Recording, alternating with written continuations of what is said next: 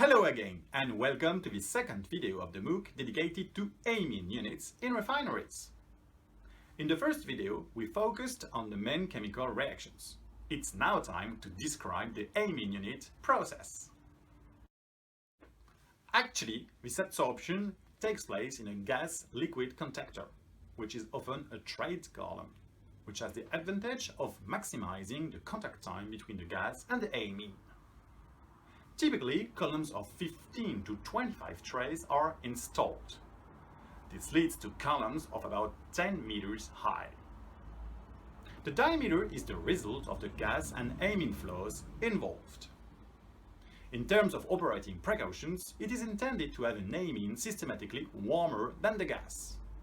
The minimum temperature difference that is aimed is 5 to 10 degrees C. This is to avoid having hydrocarbons which would go into the amine and cause foaming. The design of the trays takes into account the tendency of the amine to foam, but this phenomenon must be minimized as far as possible while maintaining this temperature difference. We will see how to ensure this criterion. Finally, the amine solution entering the column is never 100% free of H2s and/or CO2. It typically contains 1 to 2 grams per liter of residual H2s and about 8 to 9 grams per liter of CO2 in the case of an FCC amine, since CO2 is conventionally more difficult to regenerate than H2s. This amine solution is called lean amine because of its low content in H2s. Reversely, the amine in the bottom of the absorber is called the rich amine since it concentrates H2s and CO2. You may be asking yourself about the flow of amine to be injected. To calculate this amine flow, we look at the chemical reactions and we see that an amine molecule reacts with a molecule of H2s. However, we do not consider the reaction of the entire amine molecules with the H2s in the gas. To account for limitations of equilibrium of reactions, but mostly for corrosion reasons, it is limited to 0.4 or even 0.45 mol of H2S per mol of pure DEA. Let's take a closer look at what does this 0.45 mol of H2S per mol of pure DEA mean.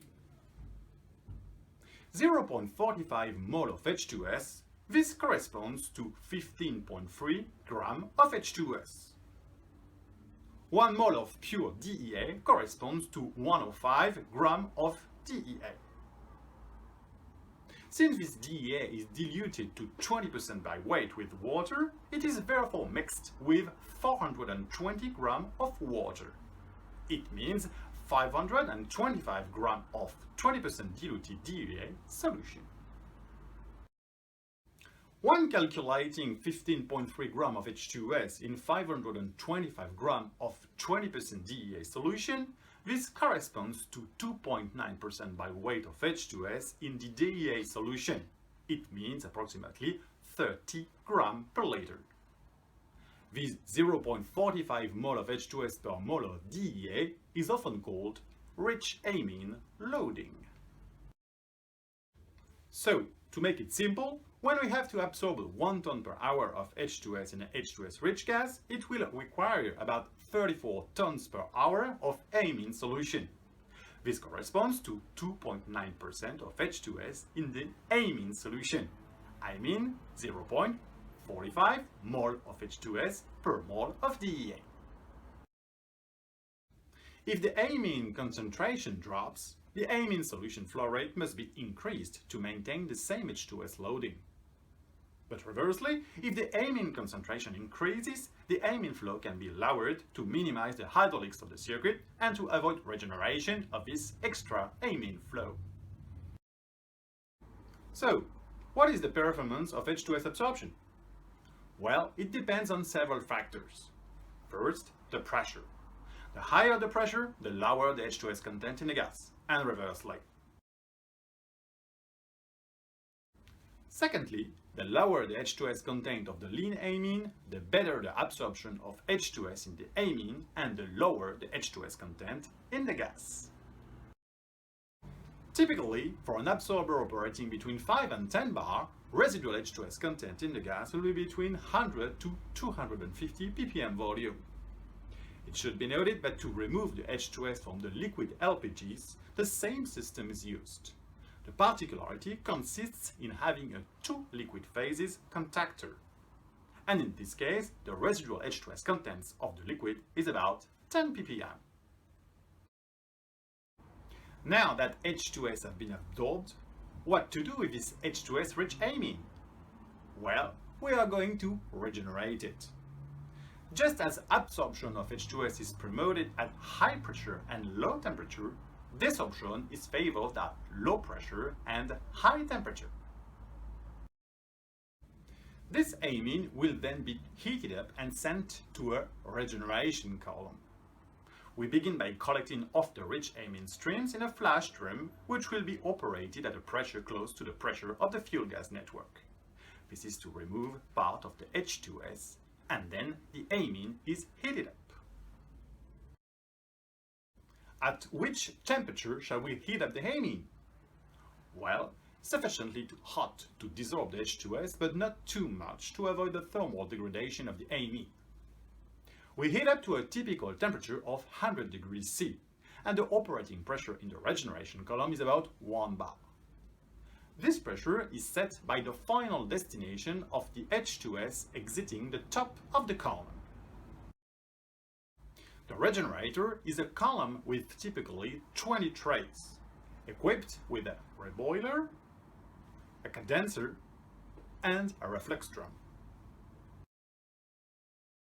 The reboiler is generally supplied with superheated low-pressure steam, which is desuperheated to avoid having a too high tube skin temperature, which would lead to thermal degradation of the amine. The steam is desuperheated with boiler feed water.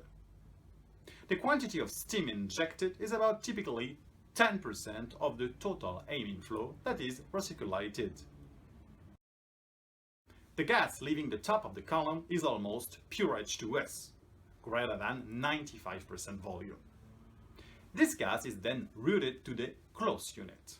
This will be the subject of a dedicated video. The reflux is water. In fact, since the amine is heavier than water, the amine is found entirely in the bottom of the regenerator. It should be noted that in the absorbers there is always a little ammonia, NH3. This ammonia is also absorbed by the amine solution. Both ammonia and H2S are soluble in water and form an NH4HS salt in the solution. This NH4HS salt tends to accumulate over time and can reach a very high concentration, several tenths of % by weight. And this solution becomes very corrosive. The concentration of NH4HS can be simply monitored using the reflux conductivity. Typically, an NH4HS concentration of about 2% by weight maximum is accepted, which means a conductivity of 50 millisiemens per centimeter. When this conductivity exceeds 50 millisiemens per centimeter, the reflux must be deconcentrated by purging. The regenerated amine is then cooled by the feed effluent heat exchanger, and then in a final air cooler before being routed to a regenerated amine storage. This regenerated amine is then recirculated to the amine absorbers. The operating parameter that is set in operation is the reboiler steam flow. The more it is put in, the more energy is supplied to the column, and the higher the reflux flow and the higher the overhead temperature of the column. Moreover, this overhead temperature is monitored to ensure good performances of the regeneration column. Here is an example of the H2S content in the regenerated amine as a function of the regeneration column overhead temperature. Typically, a value of between 1 to 2 grams per liter of H2S is targeted. Above 2 grams per liter, the amine is said to be under-regenerated, and this will affect the performances in the absorbers, I mean the residual content in H2s in the gas. Below 1 gram per liter, the amine is said to be over-regenerated, and it will be corrosive because there will not be sufficient sulfur in the amine to create a protective passivation layer of the pipes. For an amine solution loaded at 0.45 mol per mole, an ideal overhead temperature is between 108 and 112 degrees C. But be careful, it is a theoretical temperature obtained by process simulator. It may be higher or lower depending on the efficiency of the regeneration column trace. The question you maybe now ask yourself is, but to which overhead temperature can we go in the column when we increase the steam flow in the reboiler? Well, the answer is, it is the boiling temperature of the water at the overhead pressure in the column. I mean 140 degrees C at 1 bar. Finally, it is strongly recommended to install a cartridge filter to remove the suspended solids from the lean amine. These particles can lead to corrosion and are typically limited to 10 ppm. About 5 to 10% of the total amine flow is recommended to be filtered continuously. Before concluding, there are also sometimes problems because of the presence of stable salts in the amine. These so-called stable salts are linked to oxygen inputs into the amine system or to contamination of the amine by chemical species, for example HCN. This comes to create thiosulfates, formates, acetates or propionates.